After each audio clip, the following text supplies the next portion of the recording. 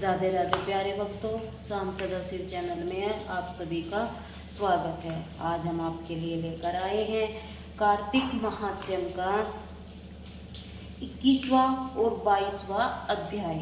तो आइए सुनते हैं। श्री नारद जी ने कहा, अब ब्रह्मा आदि सभी देवताओं ने नतमस्तक होकर भगवान शंकर की स्तुति की और कहा, हे प्रभु, आप प्रकृति से परे परम ब्रह्मा और परमेश्वर हैं।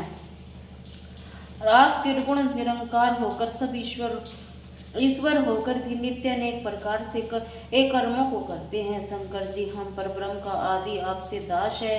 हे देवेश, हे शिवा, प्रसन्न होकर हमारी रक्षा कीजिए।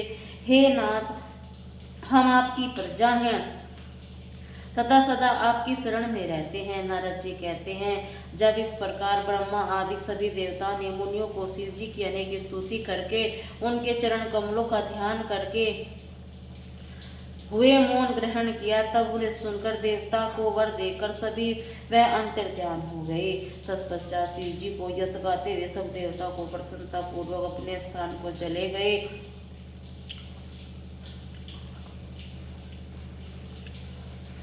महेशा आख्यान से जलंधर का ही है युद्ध चरित्र का बड़ा पुण्य पद और सब पापों को नाश करने वाला है। वह सर्व सुखदायक महेश्वर को भी आनंददायक है। जो इस दोनों आख्यानों को पढ़ेगा और पढ़ावेगा, यहाँ तक कि सब सुखों को भोग कर अंत में गणेश पद को पाएगा। राजा प्रभु बोले, हे नारद जी, अब आप कृपा कर मुझे यह बतलाइए कि वृंदा को मोहित कर भगवान विष्णु ने क्या किया, फिर कहाँ गए।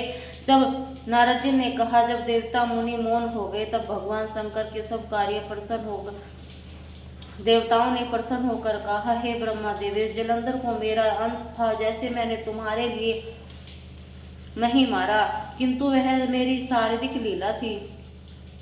फिर भी आप लोग यह सत्य कहिए कि जिसके आप सुखी हुए हैं या नहीं। अब तो ब्रह्मादि देवता के नेत्र हर्ष से खुल गए हैं। उन्होंने शिव को प्रणाम करके विष्णु जी की यह सब वृत्तांत कह सुनाया। उन्होंने बड़े प्रयत्न से वृंदा को मोहित किया था तथा वह अग्नि में प्रवेश कर परम गति को प्राप्त हुई थी।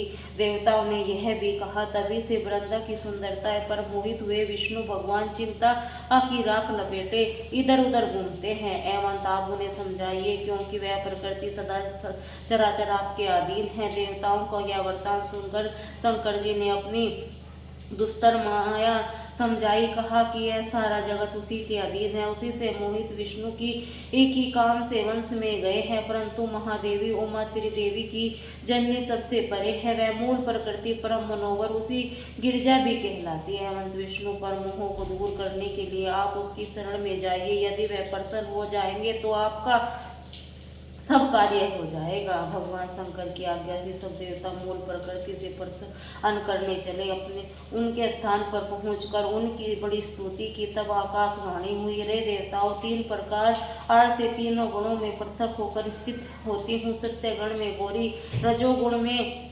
ज्योति रूप हूँ एवं सब आप परलोक मेरी रक्षा से यदि सादर उन देवियों के पास जाओगे तो तुम्हारे सब मनोरथ को पूर्ण कर देगी। यह वाणी सुनकर देवताओं के नेत्र खुल गए और वह भगवती का आदर करते हुए गौरी, लक्ष्मी, सरस्वती को प्रणाम करने लगी। सब देवताओं ने भक्ति पूर्वक उनका स्मरण किया। सब देवियां प्रकट हो गई। सब देवताओं ने प्रसन्न होकर भक्ति पूर्वक निवेदन किया। देवियां ने कुछ बीज देकर कहा, उन्होंने जाकर दे दो, तुम्हारे सब कार्य सिद्ध हो जाएंगे। ब्रह्मा सब देवताओं बीजों को लेकर भगवान विष्णु के पास गए। उन्होंने वृंदा की चिता भूमि पर डाल के उससे धराती, मालती और तुलसी प्रकट हुई। भगवान विष्णु ने त्यों ही उन स्त्री रूप वाली वनस्पति को देखा। वह उठ बैठे। कमला संत चित्त से मोहित होकर उनकी याचना करने लगे। धात्री और तुलसी से उसकी प्रीति थी। विष्णु जी ही सारा दुख भूलकर देवताओं से नतमस्तक होकर अपने लोक में चले गए। वहाँ पूर्व संत होकर भगवान शंकर का स्मरण करने लगे। यह आख्यान शिव की भक्ति देने वाला है। बोले राधे राधे।